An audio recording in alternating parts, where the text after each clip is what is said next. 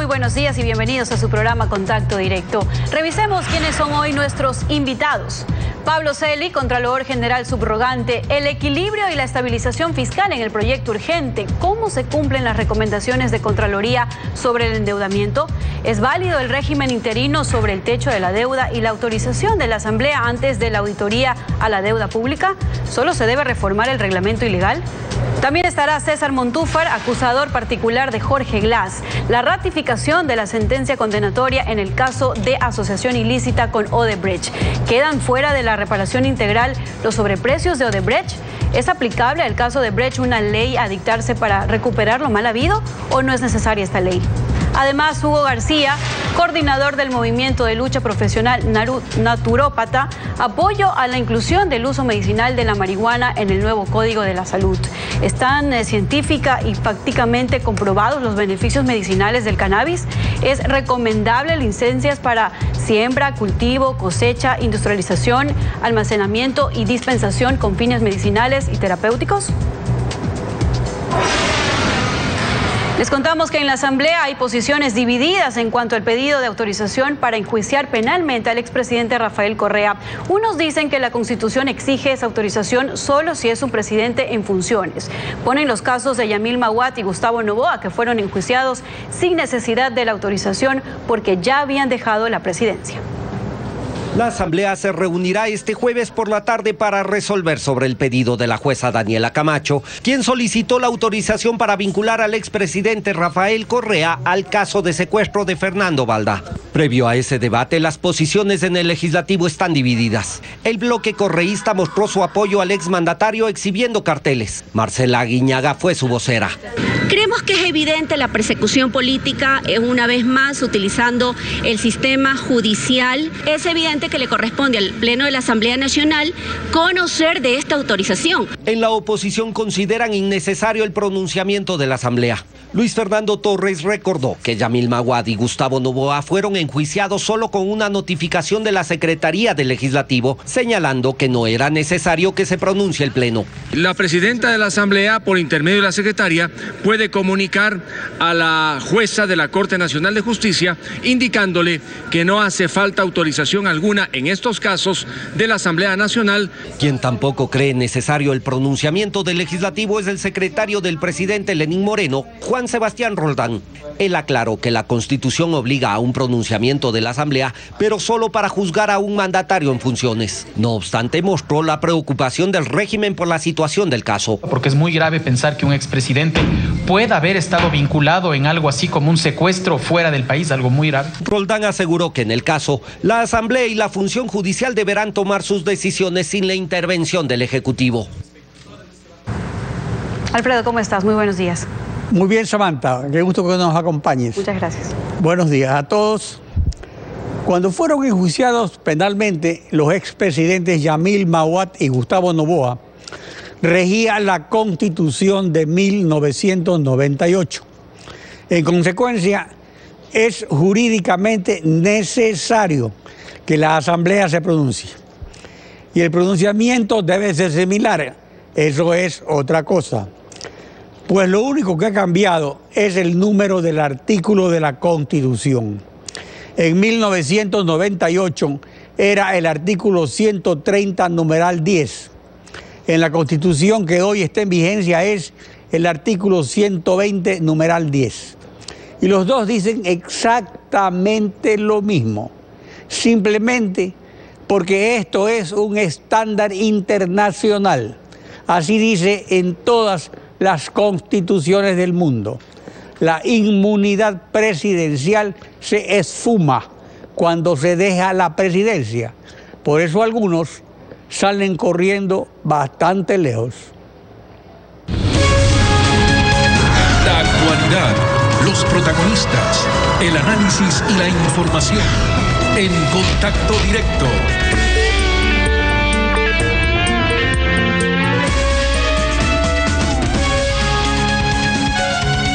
El proyecto de ley de urgencia económica, según consta en la exposición de motivos, tiene como uno de sus objetivos reformar el Código Orgánico de Planificación y Finanzas para una correcta consolidación de la deuda pública, establecer un régimen transitorio que dé operatividad a la economía dirigida por el presidente de la República y ajustar gradualmente la relación deuda-PIB hasta que sea igual o menor al 40%.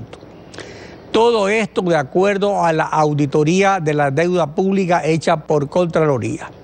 Pablo Celi, Contralor General del Estado. Buen día. Bienvenido a Contacto Directo. Muy buen día. Muy buen día, don Alfredo.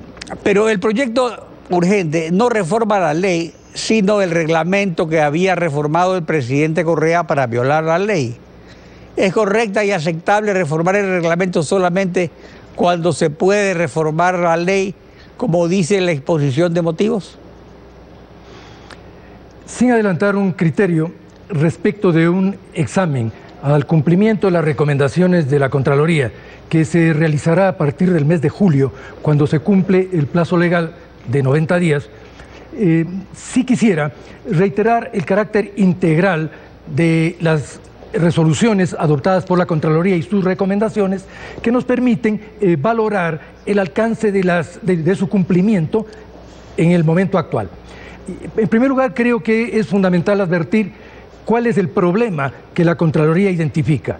Ahí confluyen fundamentalmente varios aspectos. En primer lugar, un manejo discrecional del concepto de deuda y de las definiciones legales respecto de su registro. En segundo lugar, un ocultamiento bajo diversos mecanismos de información que debía ser transparentada.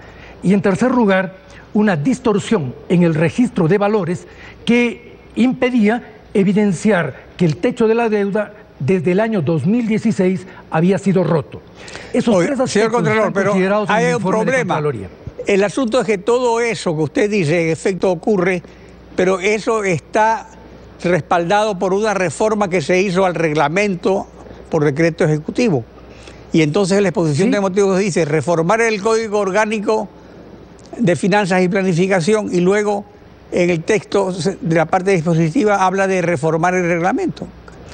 Entonces, sí, y le mencionaba que lo miremos integralmente, porque las resoluciones de Contraloría contienen todos esos aspectos. En primer lugar, recomendamos que se elabore un proyecto de reforma precisamente al Código Orgánico y que esas reformas contengan no solamente una definición precisa de endeudamiento, sino que también se consideren los mecanismos resolutorios y los mecanismos para el registro de los volúmenes de deuda. Adicionalmente, nosotros planteamos la necesidad de derogar el decreto 1218, decreto ejecutivo que establece un reglamento que no tiene ninguna base legal. Un reglamento no podía modificar el código, no podía estar por sobre el código. Ese decreto ejecutivo, al reglamentar de manera arbitraria una forma de registrar las magnitudes de la deuda, es violatorio del propio código. Por esto, dentro de nuestras recomendaciones, además de las reformas al código, planteamos la necesidad de derogar ese reglamento. Creemos además que esto es totalmente necesario en relación con la recomendación número 11, que es muy importante para comprender el alcance de cualquier proyecto de ley. En la recomendación 11 nosotros estamos planteando dos cosas fundamentalmente. En primer lugar, que el financiamiento previsto en el presupuesto general del Estado aprobado para el año 2018 debe ejecutarse. Sin embargo, para financiamientos adicionales será necesario aplicar el artículo 124 del Código vigente o, en su defecto, adicionalmente, tener en cuenta las reformas que, por cumplimiento de la primera recomendación de Contraloría, que se refieren a la necesidad de reformar el Código de Planificación y Finanzas Públicas, las reformas que se establezcan a ese código. Es decir, la Contraloría ha dado claramente dos caminos. Sí, pero aquí hay un problema. Porque o aplicar el 124 o reformar el código. La auditoría de Contraloría a la deuda pública estableció que se había roto el techo. Pero la exposición de motivos añade que Contraloría recomienda irse una conciliación de todos los valores de la deuda. Esto es fundamental para, dice, determinar si ha sobrepasado el límite establecido en la ley. O sea, esto significa que Contraloría no comprobó el rebasamiento del techo, o sí lo comprobó Contraloría. Precisamente las conclusiones del examen y las recomendaciones que de él se desprenden parten de esa constatación, que no la hace la Contraloría. La Contraloría no cuantificó, la Contraloría adoptó resoluciones que se desprenden de la información entregada por el propio Ministerio de Finanzas.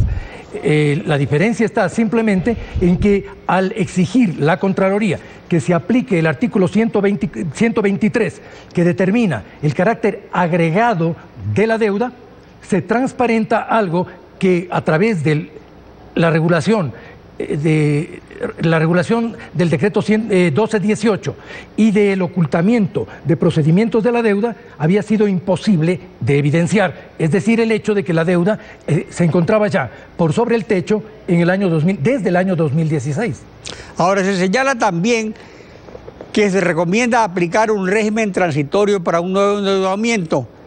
Usted lo ha dicho, este régimen transitorio lo recomienda Contraloría. ¿Debe durar el cuatrienio o solo el año 2018 y en qué monto? Precisamente el régimen transitorio necesario se desprende de la magnitud del problema analizado por la Contraloría, del hecho de que en los últimos años el Estado venía tomando decisiones de carácter financiero ajenas a una información objetiva, real y rigurosa del estado de situación de la deuda externa del país. El momento en el cual se pone en evidencia la real situación de la deuda, es indispensable un régimen de transición que permita, como nosotros lo observamos, una corrección gradual de ese monto. Para esto hemos dado, como mencioné hace un momento, dos caminos. En primer lugar, la necesidad de aplicar para cualquier endeudamiento que supere el ya previsto en el presupuesto aprobado, que se adopten los procedimientos establecidos en el 124 del Código, es decir, un plan de fortalecimiento y sostenibilidad fiscal y una aprobación de la Asamblea. Y, adicionalmente, las reformas que la Contraloría en su primera recomendación plantea al propio Código de Planificación y Finanzas. Mediante estos dos elementos, a juicio del informe de Contraloría, será posible avanzar en un régimen de transición que transparente la situación de la deuda y le aporte a los niveles decisorios del Estado una información objetiva para manejar el endeudamiento externo del país. Ahora, pasando a otro tema, usted anunció el jueves 27 exámenes especiales al IES en 4 áreas y que ha invitado a 14 ciudadanos expertos en el tema para que acompañen esas auditorías. ¿Qué comprenden las 27 auditorías y cuál es el propósito de ellas? Bueno, tomamos la decisión de realizar un conjunto de auditorías en lo que constituiría una revisión integral a la situación del IES. Esto tiene que ver con el cumplimiento de una obligación constitucional esencial que nos señala que es deber del Estado garantizar el pleno goce de los derechos de la seguridad social a los ciudadanos afiliados. Ese pleno goce supone el cumplimiento de principios de transparencia, de principios de eficiencia y de principios de legalidad en el uso de los recursos del IES. De exámenes anteriores hemos desprendido la necesidad de abordar diversas áreas en el tratamiento de la situación del sistema de seguridad social. Por esto, nuestro examen va a abarcar desde los estudios actuariales, la infraestructura, adquisiciones de medicamentos, de equipos y en general de insumos del IES, la administración del conjunto de sus fondos, fondo de cesantía, fondo de reserva, fondo de vejez, fondo de invalidez, fondo mortuorio, el conjunto de prestaciones que el IES está obligado a cumplir, la situación del talento humano en el IES, los mecanismos para incorporación de talento humano. Este conjunto de aspectos suman 28 exámenes. Estos 28 exámenes son realizados por 4 equipos especializados de la Contraloría General del Estado, con el apoyo inclusive de especialistas en lo que tiene que ver con acciones actuariales.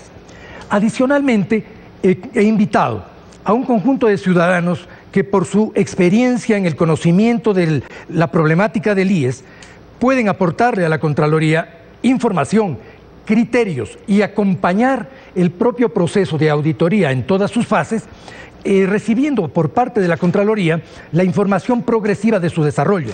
Este mecanismo de participación ciudadana, previsto en el artículo 95 de la Constitución, a nuestro juicio, es un elemento que robustece y transparenta la acción de la Contraloría. En el caso de la deuda, que fue la primera ocasión en que se hizo uso de este mecanismo de acompañamiento ciudadano, sin duda fue una experiencia de mucho éxito, de muchísima importancia para la comprensión nacional del proceso que la Contraloría venía llevando adelante, y yo creo que eso da la posibilidad de su replicabilidad en el caso del IES y en otros. La Contraloría va a invitar permanentemente a los ciudadanos a acompañar procesos de auditoría que tengan impacto e interés para el conjunto del país.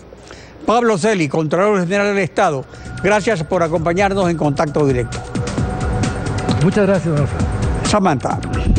Vamos a la pausa y al regresar, César Montúfar, acusador particular de Jorge Glass en el caso de Brecht. Corte Nacional ratifica la sentencia condenatoria, la reparación integral al Estado del perjuicio causado a la ciudadanía. Volvemos en pocos minutos. El Tribunal Penal de la Corte Nacional ratificó la sentencia en el caso Odebrecht. Rechazó las apelaciones de los acusados y del acusador particular César Montúfar, a quien damos la bienvenida en Contacto Directo. Buen día. Muy buenos días, Alfredo. Un gusto poder conversar con usted esta mañana. Usted en su apelación refería que la reparación integral de Jorge Glass al Estado debía ser revisada, que al tenor del artículo 626 del COIP sobre infracción diversa y del artículo 129 del Código Orgánico de la Función Judicial, para que se remitan los antecedentes de las otras infracciones supuestamente cometidas por la asociación ilícita para efectos de contabilizar el plazo para la prescripción. ¿Se ve afectada la prescripción por esta omisión?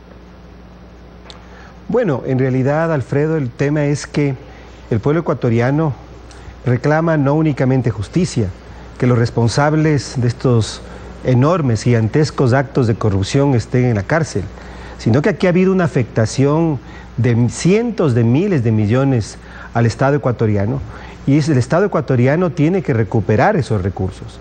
En el caso de asociación ilícita, solamente para tener presente y para poder mirar la gravedad del tema, se contabilizaron, se probaron, se actuaron en el juicio y se probó que hubo coimas de aproximadamente 33.5 millones de dólares. Pero las coimas de Odebrecht sobrepasaron totalmente, es decir, estamos hablando de que esas coimas fueron muy superiores a esa cantidad. Y ni siquiera en este juicio se determinó con claridad cómo el Estado ecuatoriano va a recuperar esos recursos. Por eso es que yo apelé a la sentencia en esta parte, pidiendo que se individualizara la reparación y al menos comenzáramos con algo. Como le digo, estamos hablando apenas de 33.5 millones de dólares. En el testimonio anticipado de José Concienciado Santos se hablaba de que las coimas habían sido pactadas por el 1% del total de contratos. Odebrecht, durante el gobierno de Correa, pasó de tener 800 millones de contratos a 4.100, es decir, estaríamos hablando de coimas que superarían los 400 millones de dólares. Es decir, pero el 1% no era solamente el peaje, el 1% no es una comisión, digamos, parcial, porque realmente lo que se oye de las comisiones en estos contratos es mucho mayor, pues, ¿no? Es mucho mayor, pero por eso le digo, en el juicio de asociación ilícita se determinó 33.5 millones de dólares. Las coimas serían muy superiores. El periodista Cristian Zurito hizo una investigación bastante detallada, habla de más de 300 millones de coimas, y ni siquiera eso se comienza en este momento, los 33.5 se comienza en este momento a reparar al Estado. Por eso es que yo creo que en realidad hay que comenzar a prender las luces de alerta. Hay otras señales muy preocupantes que han ocurrido en los últimos días, y si usted me permite quisiera también mencionarlas. En la parte resolutiva de la sentencia que se acaba de ratificar, se dispone que, presumiéndose la perpetración de los delitos de peculado, concusión, cohecho, enriquecimiento ilícito, tráfico de influencias, lavado de activos, testaferrismo, delincuencia organizada, que se remitan copias certificadas de las piezas procesales pertinentes. ¿Existen ya esas piezas procesales? ¿En qué estado se encuentran esos procesos 6 meses después de dictada la sentencia en el caso de asociación ilícita? Ese es el punto, me parece, Alfredo, sobre el que hay que prender en este momento ya alarmas. Porque en primer lugar, las investigaciones que debieron seguir como resultado del juicio de asociación ilícita han avanzado muy poco. Por ejemplo, en la que yo presenté por delincuencia organizada en contra del expresidente Rafael Correa y otros, todavía estamos, yo diría, en un primer paso. Pero hay una señal incluso mucho más grave. En el caso, por ejemplo, de procesos que se llevan adelante por otros acusados dentro del mismo juicio de asociación ilícita, hubo ya una sentencia de primera instancia el 1 de junio de este año, en el que se les declara inocentes y el tribunal, sin fuero de Corte Nacional, determinó que no era posible trasladar la prueba del juicio de asociación ilícita a ese juicio. Me explico mejor. Mientras la sentencia de asociación ilícita determina que se tienen que llevar adelante otras investigaciones y abrir otros procesos penales, ya en un juicio en que están implicados otros acusados en el proceso de asociación ilícita, se niega el traslado de esa prueba y se los declara inocente. Esto es muy grave porque podría sentar un precedente nefasto para los otros juicios, incluido el juicio, los juicios que tendrá que afrontar Jorge Glass, y se cree el precedente que se lo podría declarar inocente. Por eso es que... ¿Y la sentencia fue en dónde? Fue una sentencia dictada por el Tribunal de Garantías Penales en el juicio que se llevó por lavado de activos en contra de 2 de los acusados en el juicio de Jorge Glass, Fernando Carrillo y Gustavo Mazú. Se los declara inocentes y el tribunal prohíbe el traslado de prueba. Por lo tanto, por un lado en la sentencia se dice que hay que utilizar esas pruebas porque se cometieron otros delitos. Asociación ilícita es un delito medio, no es un delito fin, que se comete para cometer otros delitos. Pero cuando se comienza a juzgar esos delitos, no se admite la prueba del juicio de asociación ilícita. Por lo tanto, me parece a mí que esta es una de las manzanas envenenadas que dejó el exfiscal Carlos Vaca Mancheno para promover, para generar un camino hacia la impunidad. Sería terrible, Alfredo, que en esta gigantesca trama de corrupción de Odebrecht, en el que estamos hablando un perjuicio para el Estado de cientos de millones de dólares, de coimas a funcionarios públicos de cientos de millones de dólares, terminemos con el juicio de Jorge Glass por asociación ilícita, 6 años de prisión, el juicio en contra de Carlos Pollitt por concusión y el juicio en contra del exministro de Electricidad, Alexei Mosquera, por lavado de activos. Es decir que con 3 juicios por delitos que no guardan proporción con la... Ahora, en la sentencia también se dispone que se hagan extensivos los juicios a la persona jurídica Odebrecht, los procesos por los delitos cometidos por la asociación ilícita. ¿Qué importancia tiene para fijar el monto de la reparación integral que se incluya a Odebrecht y las sumas percibidas por los sobreprecios que recibió Odebrecht? Ese es un punto también muy importante, Alfredo. En las 2 denuncias que yo he hecho luego de la acusación particular a Jorge Glass, en el proceso de cohecho en contra de Rafael Correa y la empresa Odebrecht, y en la denuncia por delincuencia organizada también a la empresa Odebrecht, considero que es fundamental que se incluya a la empresa. Aquí hay un tema que es también muy importante y clave. En otros países se ha logrado recuperar el dinero de esta gigantesca trama de corrupción por 2 cosas, a través de 2 vías. Primero, los acuerdos con Odebrecht. Fíjese, por ejemplo, que República Dominicana logró un acuerdo para que Odebrecht pagara al Estado dominicano 192 millones de dólares, que en el caso de Argentina se fijó una cifra de más de 30 millones de dólares. El Perú también ha avanzado en esa línea. El exfiscal Vaca Mancheno sí hizo un acuerdo, no sabemos detalles de ese acuerdo, no sabemos si se fijó un monto de reparación, pero además en ese acuerdo se determina o se tiene que determinar a quién se entregó la plata, cuánto dinero se entregó y en dónde se entregó. Si sabemos aquello, si sabemos esas 3 pistas, el Estado ecuatoriano va a poder rastrear la ruta. Ahora, para eso se necesita el proyecto de ley de extinción del dominio que anunció el presidente Lenín Moreno, ¿o no es necesario esa ley? No se necesita. No se necesita. Se necesita sencillamente de que... Porque ahí podría surgir también el truco de que como es una ley nueva, no tiene efecto retroactivo. Y no lo querrán aplicar entonces a los casos anteriores, sino para cuando vuelvan a ocurrir que otra banda criminal se apodere del Estado, ¿no? No. Mire, aquí en el acuerdo con Odebrecht, como ocurrió en otros países, se debió determinar a quién se entregó, cuánto dinero se entregó y en dónde se entregó. A partir de allí se podrían realizar las investigaciones precisas para determinar en dónde están estos recursos y esos recursos puedan ser recuperados por el Estado ecuatoriano. Pero insisto, Alfredo, aquí el ex fiscal Vaca Mancheno dejó varias manzanas envenenadas en este caso.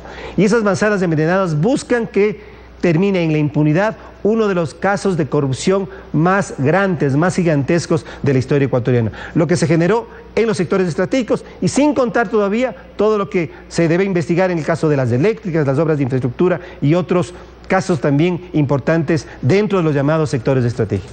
César Montúfar, gracias por su participación en Contacto Directo. Muchísimas gracias, Alfredo. Samantha. Al volver, Hugo García, coordinador del Movimiento de Lucha Profesional Naturópata, el apoyo que se autorice en el nuevo Código de la Salud, el uso medicinal de la marihuana. En pocos minutos estamos de regreso. Hugo García, coordinador general del Movimiento Naturópata, que promueve el uso del cannabis o marihuana como tratamiento medicinal y terapéutico. Buen día, bienvenido a Contacto Directo. Bendiciones, doctor, y bendiciones también a la teleaudiencia. Gracias por la invitación. Los profesionales naturópatas son reconocidos por el CENESID, Secretaría de Educación Superior, Ciencia, Tecnología e Innovación, que apoyan la inclusión en el proyecto de Código de la Salud del cannabis o marihuana para usos medicinales. ¿Qué títulos profesionales se requieren para ser calificado como naturópata? En la actualidad, la naturopatía en el Ecuador se maneja a través de dos títulos, lo que es la tecnología en naturopatía y la licenciatura en naturopatía, a través de institutos y una universidad que es la única que tiene esta carrera. Para ser un profesional en naturopatía tenemos que acreditar 4.400 horas y estamos registrados en el CENESID. Estamos legalizados como profesionales y esa es la parte que nos da a nosotros el conocimiento y el estudio a través de toda esta carrera de lo que tiene que ver al uso medicinal y terapéutico de las plantas. El asambleísta Jorge Yunda de Alianza País, vicepresidente de la Comisión de Salud, que analiza el proyecto de ley de Código de Salud, señaló lo siguiente. Escuchemos.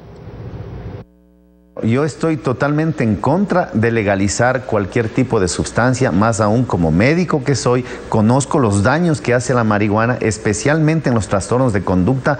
Hoy en día el Ecuador está pasando una serie de circunstancias, al menos una familia tiene alguien con problemas de adicción. Nunca yo estaría dando mi voto para que se legalice la marihuana en ningún sentido, ni en el sentido terapéutico, porque ya nosotros debemos solamente tener legislación en función de evidencia científica, no en temas experimentales. ¿Por qué no está de acuerdo con el asambleísta Yunda? Primero, respetando su criterio, pero es el criterio médico, y él lo ha dicho muy bien, y así lo ha defendido en varios medios de comunicación. Para conocer el uso medicinal y terapéutico de la planta, en este caso del cannabis, hay que estudiar sus varias formas de preparación, sus varias formas de dosificación, su utilización de microdosis. Y nosotros no estudiamos la farmacología como uso de prescripción de un producto para consumo humano. Nosotros utilizamos el conocimiento de la energía de la planta. Los naturópatas y los ancestrales también manejamos el poder de la energía de la planta, la manera de su preparación, de una forma que la persona que la recibe tiene todo el potencial de esa planta en las diferentes preparaciones. Estamos hablando de tinturas, estamos hablando de maceraciones, estamos hablando de extractos fluidos a baja temperatura, estamos hablando de preparaciones en cremas, en pomadas, en cataplasma. Pero para saber todo eso hay que estudiar todo eso, y eso a nosotros los naturópatas nos ha llevado cerca de, o más de 4.400 horas. Entonces, como médico, estoy de acuerdo con él. Lo que no se conoce no se sabe cómo aplicar. Ahora, en carta dirigida a Contacto Directo, usted afirma que los médicos en su formación solo tienen el manejo de los productos industrializados farmacéuticos y no la visión del manejo de las plantas, como acaba de decir, y su forma de preparación natural. Pero si está legalizado solamente el consumo, ¿está legalizada la investigación sobre el uso del cannabis? ¿Por qué no se considera idónea la opinión de los médicos? Porque también en este caso habrían limitaciones para los naturópatas respecto a una investigación o estudio de los usos medicinales del cannabis.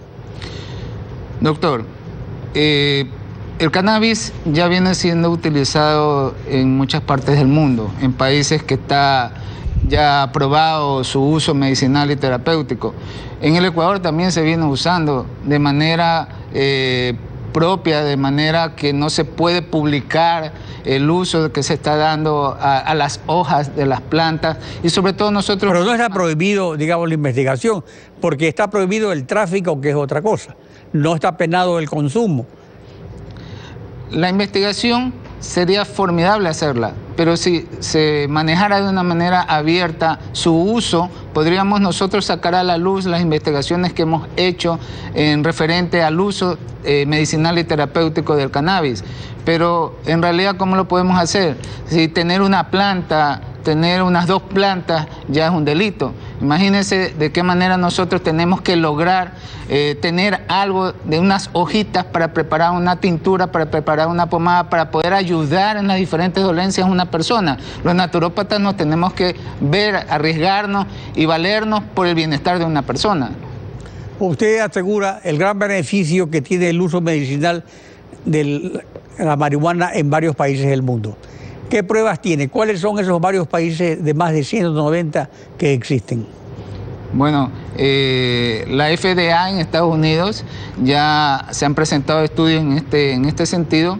Hay países como en Chile también que ya se utiliza a nivel de grupos de familias que manejan en problemas de salud, por ejemplo, pacientes que tienen problemas de cáncer, sus familias piden autorizaciones. En Argentina también ya hay una legalización y tenemos en Colombia también ya tenemos algo del uso medicinal y terapéutico del cannabis y así podemos ir mencionando. Pero ¿qué es lo que falta aquí?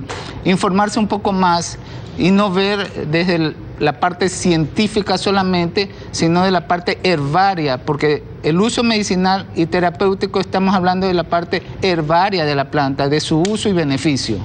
Justamente ahí está el problema. ¿Qué es lo que dice el código? Porque el código en su artículo 333 señala que, digamos, el proyecto de nuevo código, que autoriza licencias para la siembra, cultivo, cosecha, industrialización, almacenamiento y dispensación con fines medicinales y terapéuticos. Entonces, ¿no es esta autorización demasiado amplia, un cheque en blanco? Estoy de acuerdo en el espíritu de lo que los asambleístas que propusieron este artículo pusieron como intención. Pero creo que también hay que ajustar un poquito, por ejemplo, de la industrialización. Creo que eso es una de las cosas que más asusta en este artículo, de que esto sea una industrialización y comience el Ecuador a tener, imagínense, la exportación del cannabis, ya legalizado, marihuana, como se lo trata de llamar siempre, y eso sí asusta, ¿no? Que aquí en el Ecuador se industrialice y se tenga grandes plantaciones de este cultivo. Pero yo creo que eso todavía hay tiempo de que los asambleístas puedan ajustar ciertas terminologías para que pueda la comunidad, sobre todo, y el Ecuador, que ya es hora que despertemos de tantos mitos y podamos dar más oportunidad a muchísimas personas que necesitan de un elemento alternativo para sus dolencias. Y esto podemos lograrlo con el cannabis en muchísimas dolencias y está hoy en día muy bien enfocado a los tratamientos de cáncer, ¿no? Bueno, la reina Victoria lo usaba por recomendación de sus médicos. Hugo García, coordinador del movimiento naturópata. Gracias por acompañarnos en Contacto Directo. Gracias, doctor. Samantha. Bien, y con esta información despedimos Contacto Directo. Gracias por acompañarnos. Alfredo. Mañana continuamos rayando la desinformación en Contacto Directo.